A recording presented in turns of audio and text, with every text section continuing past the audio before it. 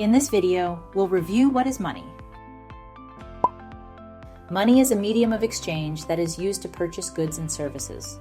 Money replaced the old bartering system where people would trade goods directly for the things they wanted or needed. So, let's say I was a chicken farmer. I could only trade with people who were happy to accept eggs or chickens in exchange for whatever they produced. Money makes the process a lot easier. The whole financial system is based on the fact that we all agree that money has value. And since it's so valuable, we need places to store money that is more secure than under our mattresses. Money has three main functions: to act as a medium of exchange, a unit of account, and a store of value. Medium of exchange means money acts as a go-between for individuals and companies in the economy to help trade. So even if I only produce chickens and eggs, I can now trade with more people because everyone accepts money. They would be willing to accept money since they can turn around and use it to buy whatever they want. They aren't stuck with a bunch of eggs.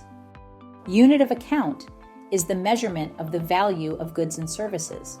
So going back to my chicken farm, the value of an egg is not the same as the value of paying for someone to fix my fence.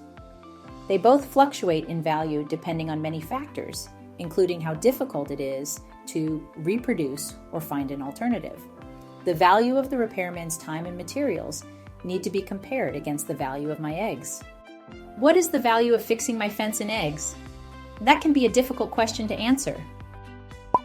Store of value means that money doesn't expire and is able to retain its value over time.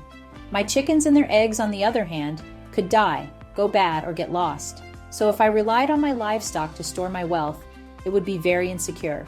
A clever fox could rob me of all my wealth. The same would be true for the service provided by the repairman. He can't store the labor to fix my fence or anything else for a later time. He wouldn't be able to retire or build up his wealth when he's too old to continue working. There are many things that act like money, but do not perform all the functions of money. For instance, checks are a great medium of exchange, but is only valid for one person or company to transfer back into money. Gift cards and prepaid cards can act like money, but like the other examples, only represent money in specific circumstances. Debit cards are like checks, but they can be used anywhere that has an ATM machine.